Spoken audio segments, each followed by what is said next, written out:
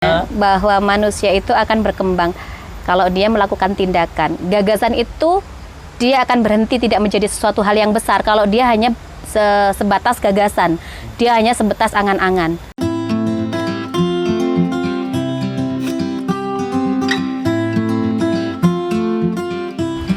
Assalamualaikum warahmatullahi wabarakatuh. Waalaikumsalam warahmatullahi wabarakatuh. Ini podcast kami yang pertama dari Pilo Indonesia. Kami menghadirkan wanita-wanita inspiratif, yaitu adalah Jeng Jeng, Bu Iis. Alhamdulillah ya Bu, akhirnya kita ketemu hari ini. Apa kabar Bu Is?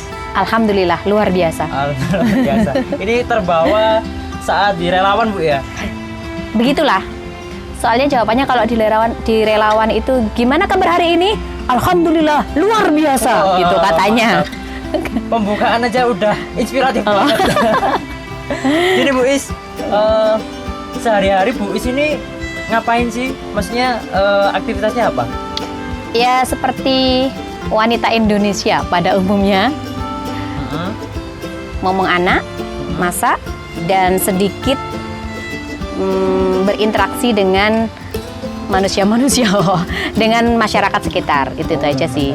Bahasa saya itu aja sih. Ini kan dari profilnya Bu Is ini kan adalah Ketua Yayasan Najmul Quran, terus ada relawan lembaga sosial non profit Bu ya, terus aktivis pemberdayaan perempuan, Gerung sarapan hari. divisi sosialisasi di komunitas Nidaul Aqsa, itu adalah pemerhati perempuan dan anak Palestina. Masih baru. Masih baru Bu ya. Wah. Pembina remaja Masjid Al Kausar di Kalibari. Ya. Sedikit. Itu Bu, apa namanya, ibu ini kan sebagai apa ya, sebagai ibu rumah tangga juga. Terus gimana sih Bu cara membagi waktunya antara ibu menjadi ibu rumah tangga, terus menjadi bisnis woman. Ya kan Bu, keren banget. punya bisnis kan? Ya, kecil-kecilan. Nah ya makanya, terus menjadi relawan juga, itu gimana Bu cara membagi waktunya? Bismillahirrahmanirrahim. Sebelumnya saya belum dikenalkan ya, cuman sebut nama saja. Nama saya Iis ya.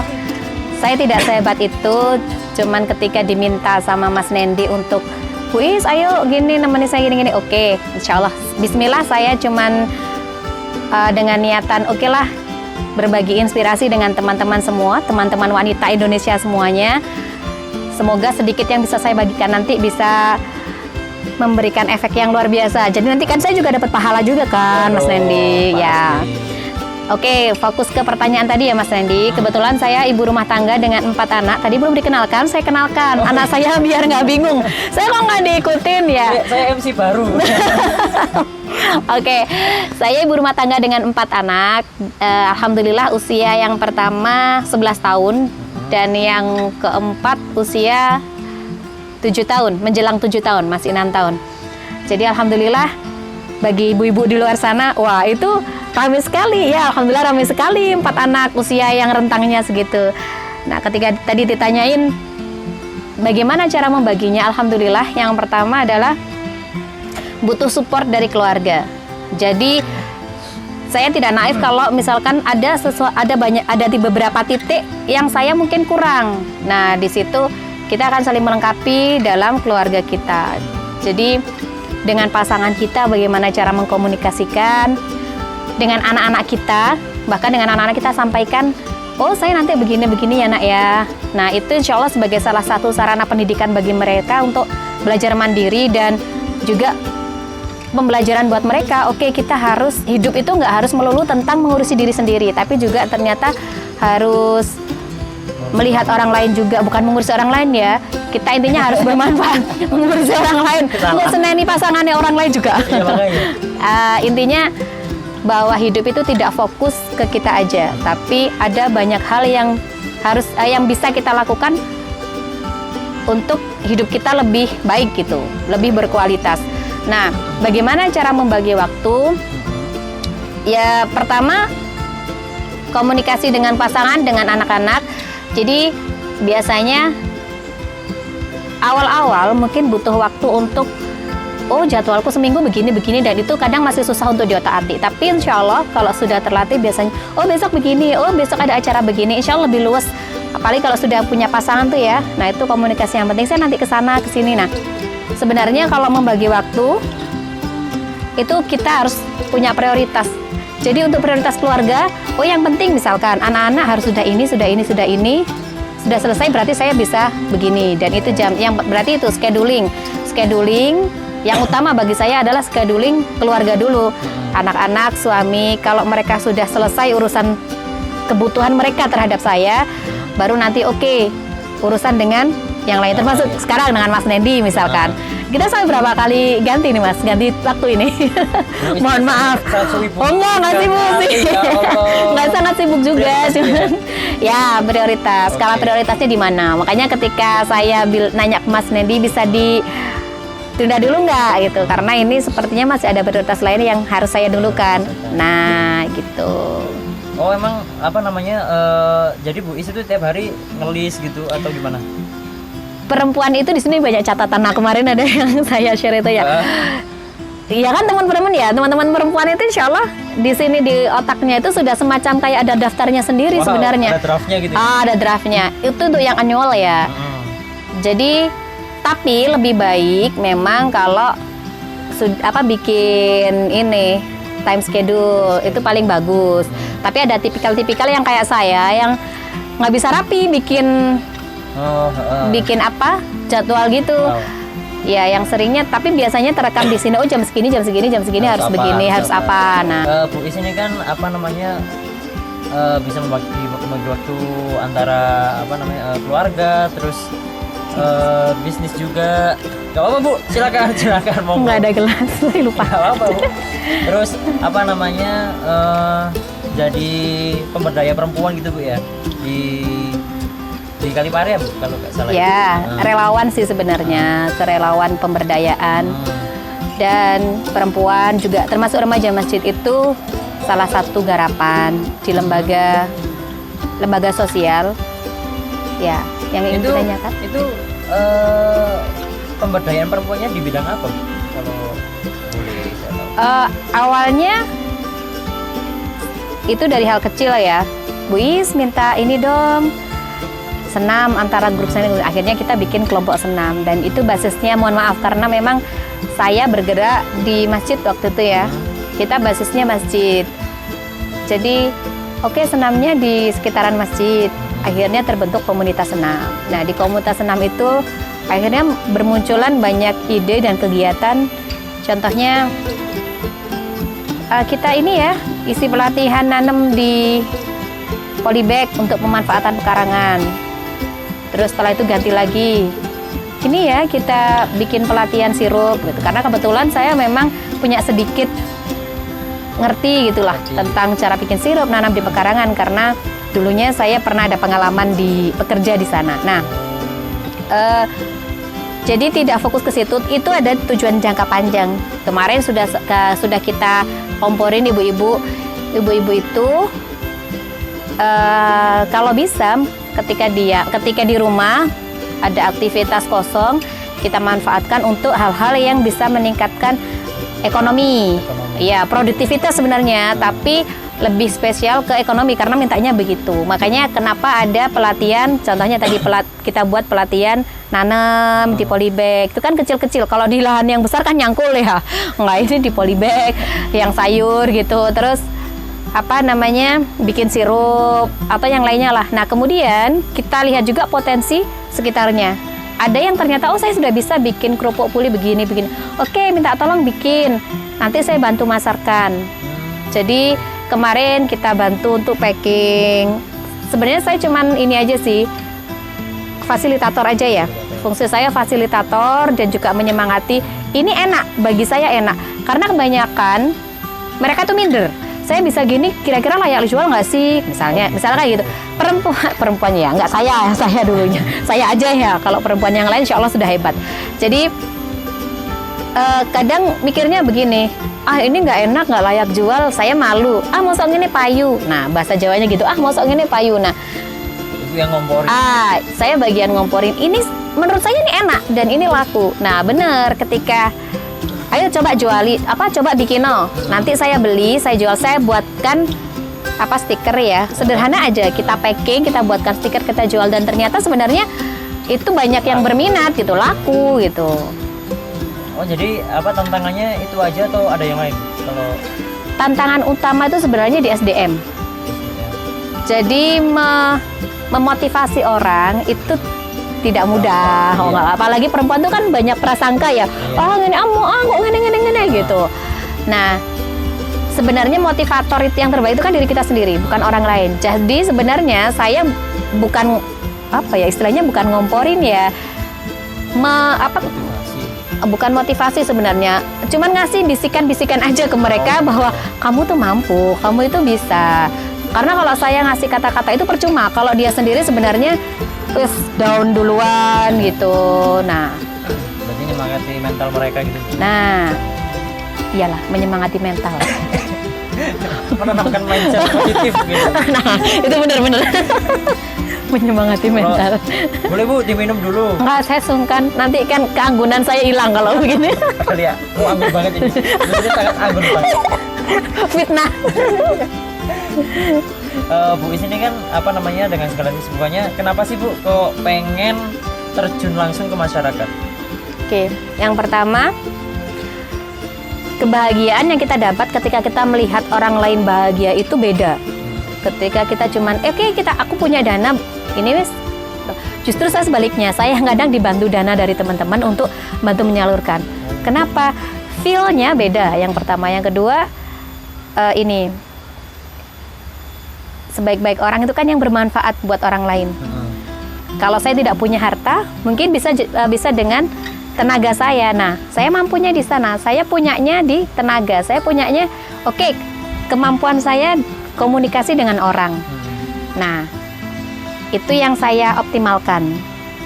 Jadi saya lebih seneng kalau saya sendiri yang menyalurkan, karena ya itu, dan feel-nya dapat gitu. Kita bisa mengambil banyak hikmah kalau kita turun sendiri. Satu lagi, ada doa-doa baik. Gimana? Monggo silakan. Kemarin contohnya, ketika kemarin pas waktu awal-awal COVID, saya juga nyari sih ya. Ada yang minta disalurkan bantuan-bantuan ke orang-orang yang butuh, yang terdampak gitu. Doa-doa itu selain kepada para donatur yang ngasih, itu secara pribadi ya, ada yang teman minta, ya wes gitu loh, kamu mau turun ke daerah mana, ke sana, boleh. Oke, saya survei. Selain itu juga untuk kita semakin bersyukur bahwa ternyata ada orang yang masih jauh di bawah kita, dan kita tidak layak untuk selalu mengeluh bahwa bahwa Tuhan kita tuh sudah sangat baik sama saya. Itu yang pertama, kita banyak mengambil hikmah. Yang kedua, doa-doa baik dari orang-orang yang kita kan perantara, yang ketika kita jadi perantara, kita yang berhadapan langsung, mereka mendoakan tuh nggak cuma donatur, tapi mereka tuh juga mendoakan semoga begini. Dan saya yakin doa-doa itu doa-doa terbaik, dan Tuhan pasti akan memberikan hal-hal baik ketika kita juga didoakan oleh mereka gitu. Jadi kerasa dampaknya gitu ya? Nah, luar biasa. Kalau merasakan kasih sayang gue, kasih sayang secara langsung. Jadi saya ganti duduk. Ya, monggo Bu, silakan. Gini silakan wis. Sudah tua. Kalau udah berapa lama Bu kalau terjun ke masyarakat? Sudah berapa lama ya? Sejak di kampus pun juga sering sih. Jadi saya nggak ngitung berapa lamanya. Tapi kalau kelembagaan itu baru berapa tahun. Tapi kalau secara pribadi sudah sering. Jadi sebelum ke kelembagaan pun setiap tahun kalau ada momen sering turun. Jadi misalkan kayak gini kurban, ada teman misalkan saya mau menyalurkan kurban dan saya nggak bisa turun, saya pengennya kurban disalurkan ke yang membutuhkan. Oke, saya yang cari tempat, saya cari lokasi, saya biasanya juga mencarikan kambing atau sapinya, turun di sana. Saya nggak bawa apa-apa, tapi di sana kan minimal saya bisa ikut makan. Enggak. Tapi seneng loh, maksudnya apalagi kalau masyarakat itu masyarakat desa ya, dikasih binatang kurban di sana, mereka tuh ini loh excited gitu ya. Excited. Padahal kita nggak ngasih biaya penyembelihan. Kan biasanya kalau di kota ya ada sendiri kan, yang nyembeli dikasih berapa. Ini enggak, mereka datang aja bareng-bareng, ngelihat kompaknya, rukunya, dan saya biasanya dapat makannya enak.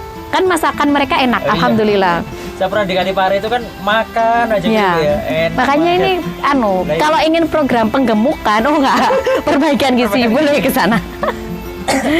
Baik Bu, kalau kata Bu Is tadi kan keluarga adalah prioritas Bu ya, prioritas utama Bu ya. Insya Allah. Nah itu gimana ya Bu? Kadang kan kita itu ya saya kan juga cowok gitu ya, cowok terus ada cewek juga. Itu biasanya dari orang tua itu gini Bu, ada permintaan ini itu gitu loh Bu. Maksudnya gimana sih cara meyakinkan orang tua untuk terjun di Oh, bidang? saya tebak ya, saya tebak. Kayak maksudnya kok ngono ae. Nah, gitu loh, Bu. Apalagi Kok kan gitu-gitu aja. kalau sosial kan kayak apa Iya. ya? Kalau orang tua Secara pandangnya- materi tidak tuh. Nah, seperti itu. Gimana, Oke, Bu? dan itu Cara memang meyakinkan? butuh waktu ya. Ini saya tidak bisa Realisasi. wes pinter. Maksudnya itu kita tidak bisa menyamakan kondisi satu orang dengan orang lain, satu pasangan dengan pasangan yang lain. Tapi yang pertama yang harus dikuatkan itu kepercayaan antar pasangan. Trik untuk jadi ketika misalkan rintangan datangnya dari orang tua saya gitu, misalkan saya itu. Jadi nanti saya yang akan rayu. Kenapa? Karena saya yang tahu sisi psikologis orang tua saya. Begitu juga sebaliknya. Dan intinya kita dikomunikasi. Kemudian setelah komunikasi baru diaksi. Jangan sampai kegiatan kita yang banyak itu melunturkan bakti kita pada orang tua kita. Meskipun tidak dengan harta, kita bisa menunjukkan kepada orang tua, oh begini kita bisa ngasih, enggak. Tapi bakti kita mungkin kita ada setiap dibutuhkan. Terus menanyakan kabar, itu yang pertama. Yang kedua, minimalisir keluhan. Ini yang penting. Jadi meminimalisir keluhan terhadap orang tua kita. Itu menunjukkan bahwa oke, kita sudah bahagia dengan jalan yang kita pilih. Contohnya itu.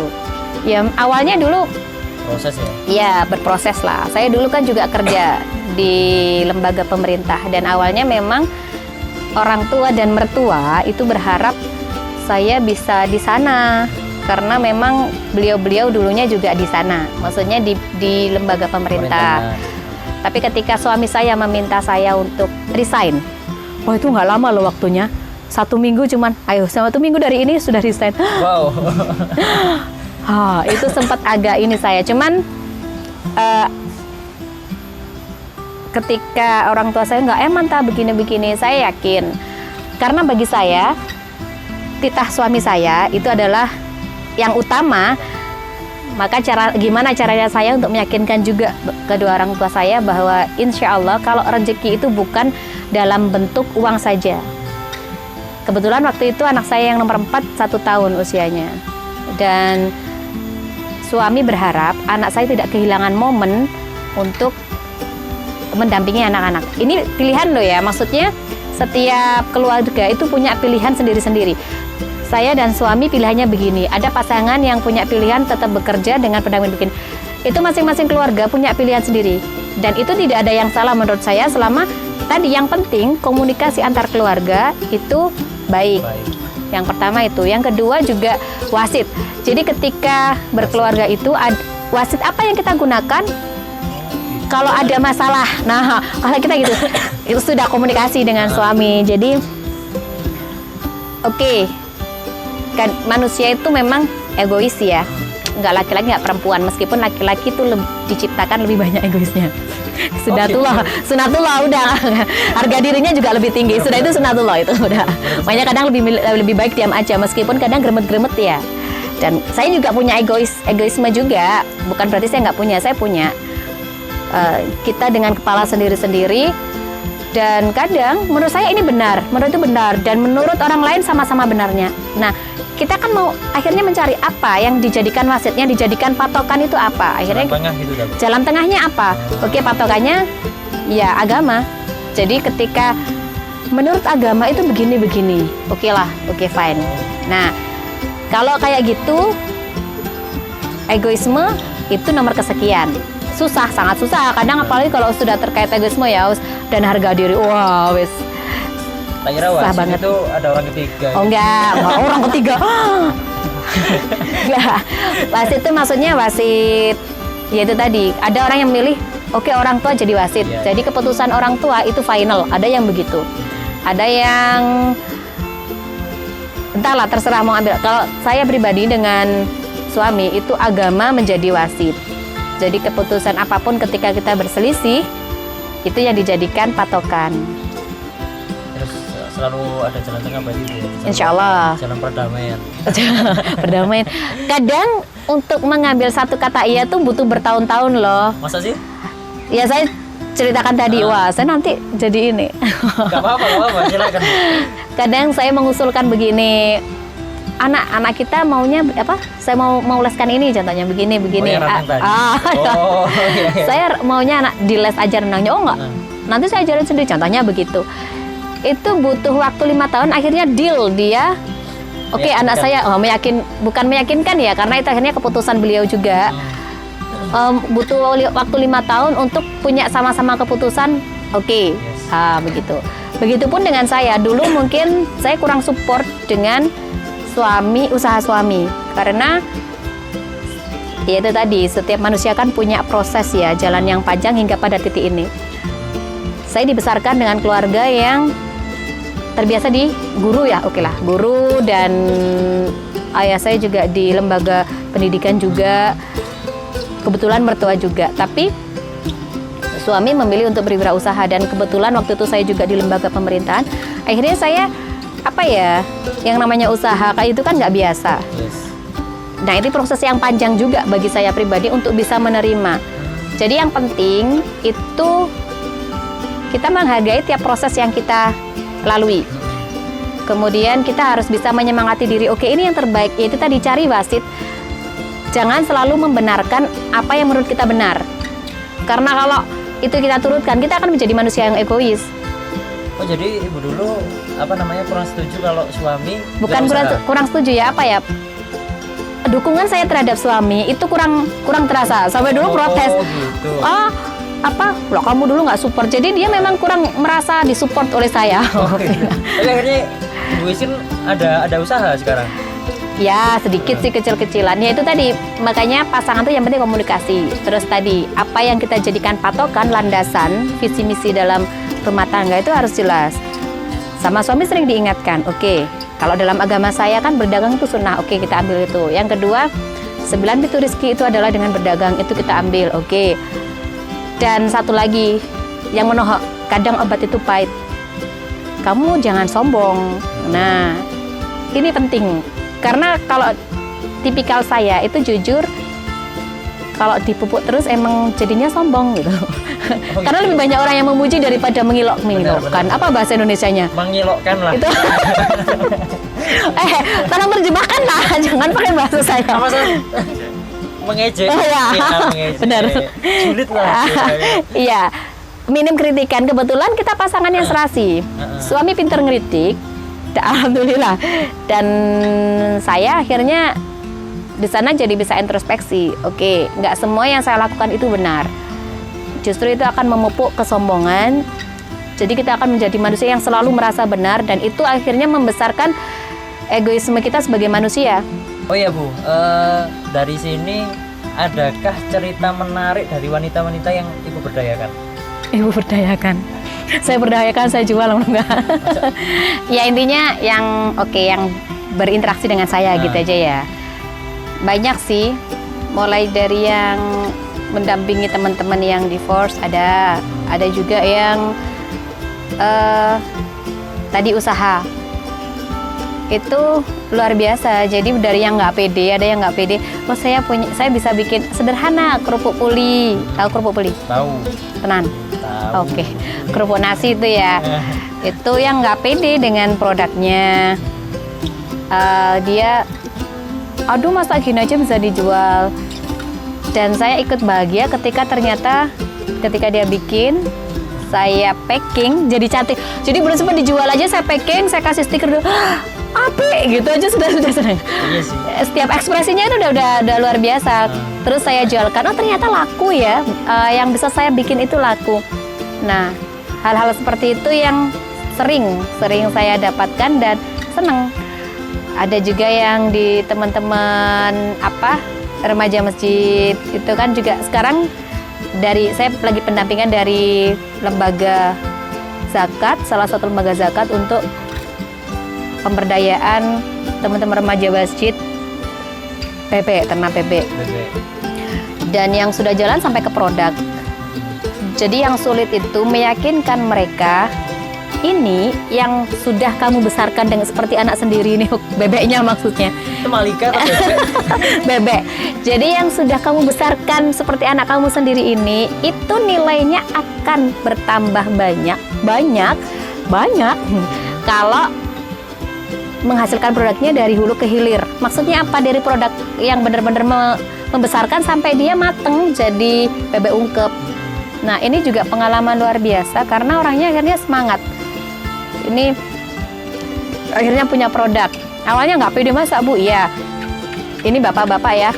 Masa Bu? Iya. Akhirnya kita buatkan stiker, kita bantu pasar. Meskipun sedikit. Juga mengedukasi mereka juga Bu ya? Iya, mengedukasi bahwa mengedukasi dari awal, mulai dari cara pemasaran, mulai dari awal mendampingi untuk ternaknya ya, bukan kematian bebek awal itu gimana meminimalisir kematian sampai kemudian panen, sampai kemudian mencarikan pasar. Ada yang biasanya kalau panen awal itu dijual semuanya. Kenapa? Karena mereka butuh modal cepat untuk memperbanyak bebeknya. Tapi biasanya setelah itu baru bisa didiversifikasi, diolah jadi macam-macam. Nah, yang sulit itu sebenarnya meyakinkan ke mereka bahwa mereka tuh mampu dan ada loh pasar yang nerima produknya jenengan, produknya Anda. Nah, itu yang agak susah. Kalau mungkin yang tinggal di perkotaan kayak Mas Randy ya, ada Pilau Indonesia, sudah tahu caranya. Ini Pilau Indonesia. Terus ada caranya, terus lihat pasar marketingku begini, target pasar begini. Tapi bagi teman-teman yang di pinggiran itu kan mereka nggak tahu. Pokok dodol. Atau kadang malah itu tadi produkku saya payu tah didol sakmono. Nah, laku nggak sih di pasar? Ada yang mau kah? Nah, meyakinkan mereka untuk punya jiwa-jiwa seperti ini nih yang agak susah. Itu proses yang. Nah, prosesnya harus yang kontinu. Pendampingan itu butuh proses yang kontinu yang tidak serta-merta, wah simsalabim harus jadi begini. Apakah pernah kecewa? Pernah. Nah, makanya yang dibutuhkan itu adalah kekuatan diri kita sendiri untuk bisa segera adaptif terhadap segala kondisi, menyerap kondisinya begini, dan kita mbak, ibu-ibu, kita tuh bukan manusia sempurna yang tidak pernah salah. Yang paling susah dari perempuan itu sebenarnya adalah memaafkan diri sendiri. Jadi misalkan saya pernah salah gitu ya, pernah melakukan kesalahan, saya pernah begini-begini gitu. Yang paling susah itu justru orangnya mungkin sudah sudah fine meskipun kita yang biasanya susah untuk aku pernah melakukan orang itu kayak gitu sih, aku pernah gini-gini. Nah, biasanya yang sulit itu di sana. Saya. Enggak kejenengan, tapi saya sendiri. Memaafkan diri sendiri. Jadi memaklumi kalau kita bisa salah, termasuk ke pengasuhan anak. Memaklumi kalau kita tuh pernah salah, kita pernah melakukan kegagalan. Ini nggak gampang lupa gitu. Dan tidak mudah. Maksudnya aku pernah gagal itu. Nah, sekuat apapun itu mesti ada kadang kok gini sih gitu. Kadang maafkannya itu mudah, tapi lupainnya itu ya. Bangkitnya. Nah, yang satu bangkit, move on-nya. Ya, move on. Nah, termasuk pengasuhan anak. Ini yang paling urgent ya menurut saya, karena termasuk saya ya. Kadang saya sering merasa bersalah kepada anak pertama saya, contohnya. Kenapa? Karena sebagai seorang perdana, dimanapun kan mesti anak pertama, anak saya perdana dong, nggak mungkin dia anak keberapa, kan anak pertama. Jadi pengalaman perdana jadi seorang ibu. Nah, kadang itu kita terpuruk dengan kesalahan-kesalahan. Saya pernah gini, terus akhirnya kayak susah gitu. Waduh, kakak gini-gini. Akhirnya kita terpuruk, kita akan susah untuk mengobati luka dan akhirnya bisa ceria bersama anak-anak lagi tuh susah kalau kita terpuruk di sana terus. Maka yang saya ingat, saya ada seorang trainer yang mengatakan gimana ya cara mengobati luka anak-anak kita ketika kita sudah melakukan kegagalan. Dia tutupi kesalahan-kesalahan itu dengan kebaikan yang banyak. Nah, begitupun dengan orang lain. Ketika kita salah melakukan kesalahan, sebenarnya kewajiban kita kan minta maaf, bukan dimaafkan. Jadi Jadi pembenaran gitu Pak? bukan mencari pembenaran, karena kadang untuk minta maaf pun kita susah loh. Oh gitu. Misalnya gini, Iya. aku punya salah sama kamu, tak fitnah kemana-mana. Dan itu begini loh, jangan beli bantalnya Nendi. Enggak. Beliau lah sekarang. Beliau. Maksudnya, jangan itu produknya gini-gini misalkan ya. Terus saya merasa, oh saya kok ngomong gini gitu, saya salah. Oh gitu. Egoisme saya kan mau minta maaf saya Nendi tahu. Terus Mas Nendinya kok begini sih, otomatis kan dia ya benar dia kan dia marah ya.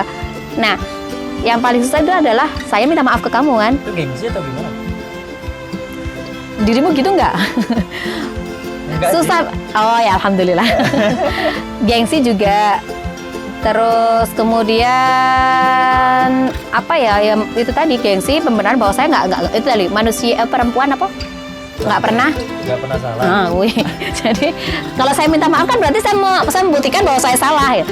Jadi yang paling susah adalah minta maaf. Sedangkan dalam agama itu yang diwajibkan itu kan kita minta maaf, bukan dimaafkannya. Dimaafkan itu justru dari Nendinya. Nah, jadi Tapi ke anak-anak misalkan, saya punya pengasuhan saya habis. Yang penting kita tuh minta maaf, kemudian benar-benar minta ridhonya. Kalau orang lain itu tidak memaafkan misalkan, atau belum memaafkan, ya kita jangan sampai ke bawah yang biasanya kadang sampai terpuruk gitu kan. Oke, saya memang melakukan sebuah kesalahan besar, saya akan perbaiki diri, dan itu kayak semacam tobat gitu ya. Kita harus benar-benar melakukannya dengan baik. Kita harus memegang janji kita. Yang utama tuh itu, kemudian kita sudah minta maaf. Urusan dia memaafkan, ya kita perbanyak doa aja, minta sama yang di atas, biar orang tadi benar-benar memaafkan kita. Jadi fokusnya itu ke kita, memperbaiki diri kita, memperbaiki hati kita. Oh gitu. Berarti, Menurut saya. Iya benar sih, menurut saya juga seperti itu. Kita sepakat. Ini Bu, dari berbagai kegiatannya Bu Iis, terus dari pencapaiannya Bu Iis itu, Pencapaian saya belum mencapai apa-apa. itu Bu Iis sudah merasa menjadi wanita sukses nggak? Belum. Karena Sukses tuh kalau sudah masuk surga. Karena manusia itu labil loh, gitu. Hati manusia itu, ini yang saya pegang, itu mudah berbolak-balik. Jadi kita menjaga stabilitas hati kita itu nggak cuma 1 hari, 2 hari, 1 minggu, 2 minggu, nggak, tapi seumur hidup. Menjaga konsistensi kita berada dalam track record ini gitu, itu juga butuh seumur hidup gitu. Itu yang sulit, konsisten. Nah, konsisten. Makanya apakah merasa sukses? Belum. Sukses itu kalau sudah oke. Saya sudah benar-benar bisa merasakan bahwa saya sudah bisa masuk. Itu kan pencapaian saya ya, surga. Pencapaian akhir saya. Itu baru saya mengatakan bahwa oke, saya sukses. Berarti kan selama saya hidup berarti belum pernah mengatakan bahwa saya bisa sukses, itu belum. Nanti di surga insya Allah kita reuni. Iya, podcast lagi gitu. Podcast lagi. Ada podcast di akhirat. YouTube ini event wae. Bu, apa namanya? Apa langkah Bu Iis selanjutnya ke depannya? Ini langkah gimana ini? Langkah apa ya? Langkah ya lebih bermanfaat lagi bagi orang lain atau gimana? Intinya kita sebagai manusia, sebagai perempuan ya, harus mengembangkan diri. Jangan takut apapun yang ada di depan kita, dan pegang teguh apa yang menjadi keyakinan kita. Kalau saya, yaitu tadi, tetap mengembangkan diri sesuai dengan passion saya. Dan satu lagi, apa ya bahasa Indonesianya ya, nggak kalap lah, nggak serakah gitu. Karena ada tipikal orang yang kadang nggak bisa langsung ikut aja semua, tapi ternyata saya nggak bisa fokus, nggak bisa optimal. Nah, tiap manusia itu punya karakter beda. Saya yang ngomong gini beda dengan orang lainnya yang dia bisa, saya satu aja cukup, akhirnya dia sukses dengan satu yang dia menjadi prioritas. Saya tadi kan mungkin kelihatannya banyak sekali ya, oke. Tapi tidak ada yang bisa dibanggakan dengan, menurut saya ya, belum ada yang bisa dibanggakan dengan itu semua. Kenapa? Karena saya juga belum bisa konsisten dengan semuanya. Jadi, maksud saya konsisten, tapi tidak ada yang bener-bener menghasilkan sesuatu yang wah besar. Belum yang menghasilkan wah yang besar gitu, belum menurut saya. Tapi menurut saya dari segi kebermanfaatan Amin. itu udah pencapaian gitu loh Bu, prestasi. Ayo lemparkan kerikil loh. Amin ya Allah, amin. Ya udah Bu, ini untuk penutup aja. Ini gimana pesan-pesan Ibu untuk wanita-wanita Indonesia? Karena kan wanita Indonesia biasanya Bu ya, kalau orang itu kadang kurang motivasi, kurang semangat, atau mungkin kalau sekarang ini kaum-kaum rebahan itu gimana Bu? Rebahan yang bermanfaat. Tadi sudah saya sampaikan sebenarnya bahwa manusia itu akan berkembang kalau dia melakukan tindakan. Gagasan itu dia akan berhenti, tidak menjadi sesuatu hal yang besar kalau dia hanya sebatas gagasan. Dia hanya sebatas angan-angan. Dan tindakan itu membutuhkan sebuah keberanian. Jadi yang paling penting itu, tumbuhkan keberanian. Dan bagaimana cara kita memotivasi keberanian itu? Sebelum kita dilahirkan, itu kita sudah ada pertandingan, kompetisi dari ya sperma ke sel telur itu sudah kompetisi, akhirnya menjadi kita. Itu artinya bahwa kita itu diciptakan luar biasa oleh Allah, sudah dipilih untuk bisa menjadi seorang manusia yang dia tampil di dunia. Jangan sia-siakan itu, jangan pernah menyepelekan. Intinya jangan sampai mengecewakan yang kemarin-kemarin sudah gugur. Oke Bu, yang terakhir kali adalah bukan terakhir kali ya. Iya. Untuk menutup ini podcast ini, Bu Is, dari kami Pilo Indonesia menyiapkan souvenir untuk Bu Is. Apa itu? Jeng. Karena wanita suka dikasih hadiah. Terima kasih. Ini suami saya, anak-anak saya. Ini anaknya juga. Oh bukan. Ya, terima kasih. Ukuran saya mini. Oke, terima kasih teman-teman sudah menonton podcast kami yang pertama kali. Untuk teman-teman yang mempunyai saran, komen, ada di bawah ini ya. Oke, terima kasih Bu Is. Sama-sama. Assalamualaikum warahmatullahi wabarakatuh. Assalamualaikum warahmatullahi wabarakatuh. Hai wanita Indonesia, bagi kamu yang pingin ngasih kado spesial dan beda dari yang lain, kunjungi profil Instagram di @piloindonesiaofficial. Trijitu buat kado kamu. Dadah.